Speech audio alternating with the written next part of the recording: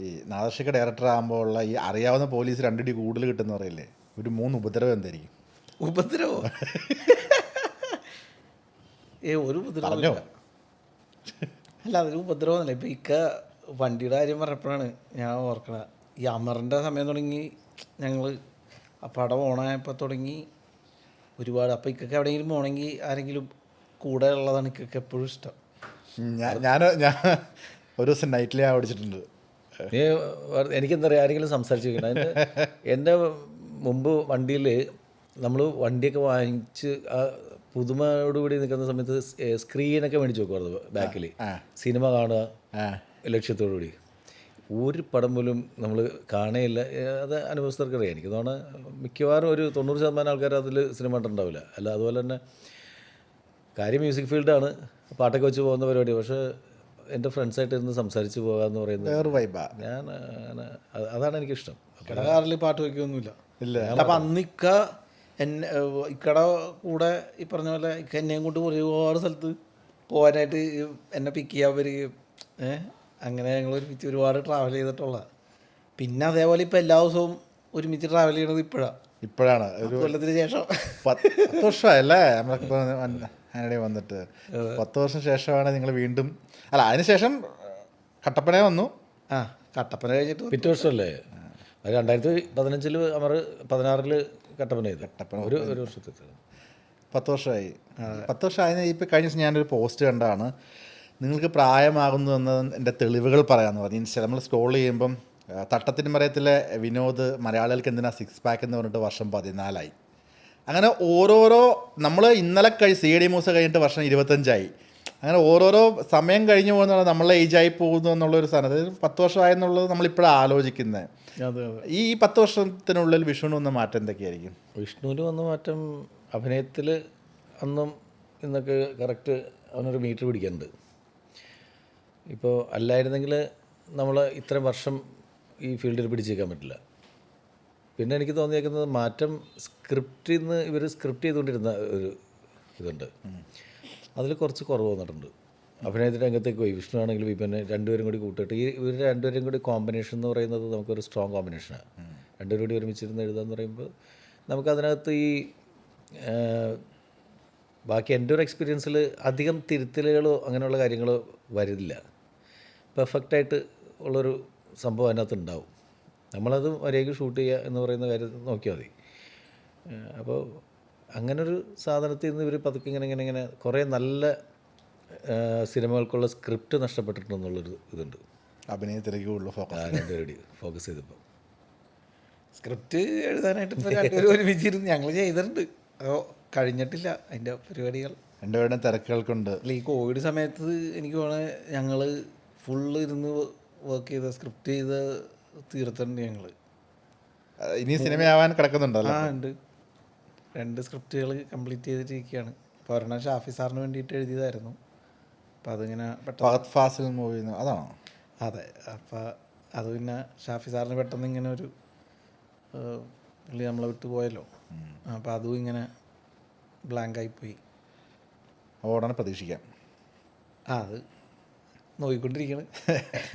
ഇപ്പോൾ കുറച്ച് തന്നെയൊക്കെ പറഞ്ഞത്, ഇപ്പം നിങ്ങൾ ഡ്രൈവ് ചെയ്ത് പോകുമ്പം നല്ല സജഷൻസും കാര്യങ്ങളൊക്കെ വിഷ്ണുവിൻ്റെ അടുത്ത് നിന്ന് വരാറുണ്ട്, അല്ലെങ്കിൽ ആ ഒരു വേവ് ലെങ്ത് കറക്റ്റാവുന്നുള്ള അഭിപ്രായങ്ങൾ വരാറുണ്ട്. ഈ ചുറ്റുമുള്ള ആൾക്കാർ പറയുന്ന സജഷൻസ് എളുപ്പത്തിൽ സ്വീകരിക്കുന്ന ഒരു വ്യക്തിയാണ് നാദർഷിയിലെ ഡയറക്ടർ. നമുക്കെന്താ അറിയോ, നമ്മളുടെ ഒരാളുടെ തീരുമാനം എപ്പോഴും ജഡ്ജ്മെൻറ്റ് കറക്റ്റ് ആണെന്നില്ല. നമ്മളൊരു കാര്യം ചിന്തിക്കുമ്പോൾ നമ്മളത് വേറൊരാളായിട്ട് ഡിസ്കസ് ചെയ്യണമെങ്കിൽ കിട്ടുന്നൊരു ഗുണം എന്ന് പറയുമോ, അവരുടെ കയ്യിൽ നിന്ന് വേറെ എന്തെങ്കിലും ഒരു ഏരിയയിലെങ്കിലും നമുക്ക് ഒരു സാധനം കിട്ടിക്കഴിഞ്ഞാൽ അതിൽ നിന്ന് വേറൊരു ഡൈവേർഷൻ കിട്ടും. നമ്മൾ ചിന്തിച്ച് വെച്ചേക്കുന്ന ഒരു റൂട്ടിൽ നിന്ന് അതിലേക്ക് അവിടെ അങ്ങനെ ആ ക്യാരക്ടർ അങ്ങനെ പോകുമ്പോൾ അവിടെ ആ ബസ് സ്റ്റോപ്പിൽ വെച്ചിട്ട് അങ്ങനെ നമ്മൾ എഴുതി വെച്ചാൽ ആ ബസ് സ്റ്റോപ്പിൽ അയാൾ ഒരു ബസ്സിൽ കയറി പോകുന്നു എന്ന് പറഞ്ഞ് എഴുതി വെച്ചാൽ ഒരു സീനിൽ ആ ബസ് വരുന്നതിന് മുമ്പ് അവിടെ ഇങ്ങനെ ഒരു ക്യാരക്ടർ വന്നിട്ട് ഇങ്ങനെ ഒരു സാധനം ചെയ്ത് കഴിഞ്ഞിട്ടുണ്ടെങ്കിൽ അതിൻ്റെ പ്രീവിയസ് സീനോ അല്ലെങ്കിൽ ആഫ്റ്റർ നമുക്കത് വർക്കാവില്ലെന്ന് പെട്ടെന്ന് എൻ്റെ നിലയിൽ വരുന്നതിന് മുമ്പ് അടുത്ത കേൾക്കുന്ന ആൾക്കാർ അങ്ങനെ ഡെവലപ്പ് ചെയ്ത് പോയാലാണ് സിനിമ നന്നാവുള്ളൂ. സിനിമ എന്നല്ല ഏത് സാധനം. ഇപ്പോൾ ഞാനൊരു മ്യൂസിക് ചെയ്യുകയാണെങ്കിൽ ആ മ്യൂസിക് ചെയ്യുമ്പോൾ ഓർക്കസ്ട്രേഷൻ ചെയ്യുന്ന ഫ്രാൻസിസ് സാബ് എന്ന് പറയുന്ന എൻ്റെ ഫ്രണ്ടാണ്. അവൻ്റെ അടുത്ത് ഞാൻ പറയാം, എടാ നമുക്കവിടെ മാൻഡിലിൻ്റെ ഒരു ബിറ്റ് വായിക്കണം എന്ന് പറഞ്ഞാൽ അവൻ പറഞ്ഞ മാൻഡിലിന് പകരം നമുക്കത് ഷേനായി യൂസ് ചെയ്താലോ, അപ്പോൾ അതിന് കുറച്ചുകൂടി ഇത് വരില്ലേ, അല്ലെങ്കിൽ നമുക്കൊരു വയലിൻ സോളോ ചെയ്താലോ. അപ്പോൾ നമ്മൾ ആലോചിച്ചിട്ട് ഓക്കെ ആയിരിക്കും വയലിൻ സോളോ. അപ്പോൾ നമുക്കങ്ങനെ അങ്ങോട്ടും ഇങ്ങോട്ടുള്ളൊരു കോൺട്രിബ്യൂഷൻ കിട്ടും. അത് നമ്മളുടെ ഒരാളുടെ ബ്രെയിനിൽ നിന്ന് മാത്രം വരുന്നു കഴിഞ്ഞിട്ടുണ്ടെങ്കിൽ, നമ്മളതിൽ സ്റ്റിക്ക് ഓൺ ചെയ്ത് കഴിഞ്ഞിട്ടുണ്ടെങ്കിൽ കിട്ടുന്നതിനേക്കാൾ കുറച്ചുകൂടി ചിലപ്പോൾ നന്നാകാം, ചിലപ്പോൾ അത് എടുത്തു കഴിഞ്ഞിട്ടുണ്ടെങ്കിൽ മോശമാകും. പക്ഷെ മോശമാകണമെന്ന് തോന്നിക്കഴിഞ്ഞിട്ടുണ്ടെങ്കിൽ തിരുത്താൻ നമുക്ക് അറിയാം. അതിനാണ് ഈ ഡയറക്ഷൻ എന്ന് പറയുന്നത്. അല്ല, ഞാനതിനൊരു പറയാം. കാരണം ഇക്കാക്ക് ആരുടെ അടുത്ത് നിന്ന് വേണമെങ്കിലും ഇൻപുട്ട് എടുക്കാനുള്ള ഞാനതിനെ ബുദ്ധി എന്ന് പറയാം. അത് പുള്ളി വളരെ ഫ്രീ ആയിട്ട് ആർക്ക് ഓപ്പണാണ്. ആർക്ക് വേണമെങ്കിലും എന്ത് സജഷൻ വേണമെങ്കിലും പറയാനുള്ള സ്വാതന്ത്ര്യം ഇക്ക എല്ലാവർക്കും കൊടുത്തിട്ടുണ്ട്. എല്ലാ ADസിനും എല്ലാ ടെക്നീഷ്യൻസിനും എല്ലാവരും. അപ്പോൾ ഈ പറഞ്ഞ പോലെ അവരുടെയൊക്കെ കോൺട്രിബ്യൂഷൻസ് കിട്ടും. പക്ഷെ ഇതിൽ നിന്ന് എന്ത് പിക്ക് ചെയ്യണമെന്ന് വ്യക്തമായ ബോധമുള്ള ഒരു ഡയറക്ടറാണ് ഇക്ക. അല്ല, അതിനാണ് ഡയറക്ഷൻ എന്ന് പറയുന്നത്. നമ്മുടെ ചുറ്റിനുള്ള എല്ലാവരുടെ അടുത്തുനിന്ന് എടുക്കുന്ന സാധനം ഫൈനൽ എന്ത് നമ്മൾ തീരുമാനിക്കുന്നു. അവിടെ പാളിപ്പോയാലാണ് പാളിച്ച സംഭവിക്കുന്നത്. എല്ലായിടത്തുനിന്നും കിട്ടുന്ന സാധനം വെച്ചിട്ട് നമുക്ക് ഇത് ചിലപ്പോൾ വിഷ്ണു പറയുന്ന ഒരു സാധനത്തിൽ നിന്ന് കിട്ടും, ചിലപ്പോൾ ക്യാമറാമാൻ പറയുന്ന സുഹിത്ത് പറയുന്ന സാധനത്തിൽ നിന്ന് കിട്ടും, ആകാശ് പറയുന്ന അല്ലെങ്കിൽ എൻ്റെ മറ്റ് ADs ലാസ്റ്റ് AD ആയിരിക്കും അവൻ പറയുന്നത്. ഇപ്പോൾ നമ്മളുടെ ഇതിനകത്ത് കൊള്ളുന്ന ലാസ്റ്റ് AD ആണ് ഈ പടത്തിന് ടൈറ്റിൽ ഇട്ടത്, മാജിക് മഷ്റൂംസ് എന്ന് പറയുന്നത്. അവനാണ് ഈ പടത്തിന് ടൈറ്റിൽ, അവൻ പറഞ്ഞ പേരാണ് മാജിക് മഷ്റൂംസ് എന്ന്, ലാസ്റ്റ് AD ആണത്. അപ്പോൾ അവൻ്റെ കയ്യിൽ നിന്ന് കിട്ടിയൊരു ഇതെന്ന് പറയുന്നത് മാജിക് മഷ്റൂംസ് എന്ന് പറയുന്ന ഈ സിനിമയ്ക്കുള്ളൊരു ടൈറ്റിലാണ് കിട്ടുന്നത്. ഏറ്റവും പ്രധാനപ്പെട്ട സംഭവമാണ്. അതിന് നമുക്ക് ഈഗോ ഇല്ലാതെ നമ്മൾ സ്വീകരിക്കുക എന്ന് പറയുന്നതാണ്. അത് ഇത് മതി എന്ന് പറയുന്നിടത്താണ് അതിന് തീരുമാനം വരുന്നത്. At the end of the day product നന്നാവാന്നുള്ളതാണ്. അപ്പോൾ അതിനുവേണ്ടി എല്ലാ നല്ല ഇൻപുട്സും സ്വീകരിക്കപ്പെടും എന്ന് പറഞ്ഞൊരു ബോർഡുമായിട്ടാണ് എനിക്ക് ഇരിക്കുന്നത്. ഈഗോ ഇല്ലാത്തൊരു മനുഷ്യൻ. ഈഗോ അല്ല, ഇത് ഏത് കലാരൂപമാണെങ്കിലും അതിനൊരു പ്രത്യേകിച്ച് സിനിമ മ്യൂസിക് ഫീൽഡിലാണെങ്കിലും പാട്ടുകാരൻ്റെ ഒരു പാട്ട് ചെയ്യുമ്പോൾ ആ പാട്ടുകാരൻ്റെ കോൺട്രിബ്യൂഷൻ.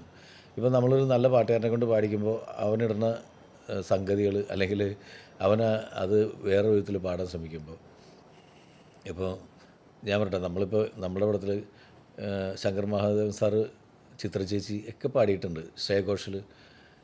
ചിലപ്പോൾ നമ്മൾ ചെയ്യുന്ന ട്യൂണിൽ നിന്ന് അവരുടെ ഒരു ഇമ്പ്രവൈസേഷൻ ഉണ്ട്. ആ ഇമ്പ്രവൈസേഷൻ ഞാൻ പറയും, സാർ അത് ഇമ്പ്രവൈസ് ചെയ്യാൻ പറ്റുന്നതിൻ്റെ മാക്സിമം ഒന്ന് ഇമ്പ്രവൈസ് ചെയ്ത് തരൂ എന്ന് പറയുമ്പോൾ ഓക്കെ എന്ന് പറഞ്ഞിട്ട് അദ്ദേഹം പാടുന്നത് മച്ചാനെ തപ്പടിക്കിട് മിന്നിക്കും കാലം വന്നാൽ അങ്ങനെ പാടിയിട്ട് നെക്സ്റ്റ് ട്രാക്ക് മിന്നിക്കും കാലം വന്നാൽ നീലാകാശത്ത് മായ നക്ഷത്രക്കാവിൽ ഇങ്ങനെയൊക്കെ പറഞ്ഞ് ഇങ്ങനെ മാറി മാറി പാടിയിടും.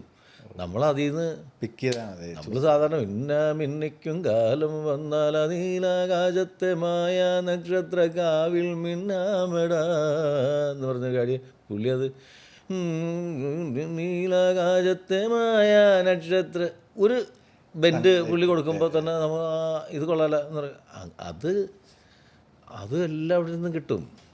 നല്ല അതിന് നമുക്ക് ഡെഡിക്കേഷൻ വേണം, പിന്നെ പാടുന്നവന് ആത്മാർത്ഥത വേണം. വരുന്നവർ എന്തെങ്കിലും പാടിയിട്ട് കാശ് മേടിച്ച് പോകാം, അല്ലെങ്കിൽ എന്തെങ്കിലും കാണിച്ചിട്ട് അഭിനയിച്ചിട്ട് പോകാം എന്ന് പറയുന്ന ഒരു ധാരണ അല്ലെങ്കിൽ എന്താ സാറേ ചെയ്യേണ്ടത്, ഞാനിവിടെ നിന്ന് വന്നിട്ട് അവിടെ ഇരിക്കണോ? ആ ഇരിക്കുന്നതിനിടയിൽ ആക്ടർ ചിലപ്പോൾ അയാൾ അവിടെ വന്നിട്ട് ഒരു ചെരുപ്പൊക്കെ അഴിച്ചിട്ടിട്ട് ചിലപ്പോൾ പിന്നെ അവിടെ ചിലപ്പോൾ ഒരു തെന്നലോ എന്നൊക്കെ പറഞ്ഞിട്ട് അവൻ്റെ ഭാഗത്തുനിന്നൊരു ചെറിയ ഒരു കോൺട്രിബ്യൂഷൻ ഉണ്ടെങ്കിൽ പോലും ചിലപ്പോൾ ആ സീനിന് ഭയങ്കരമായിട്ട് വർക്കാവും.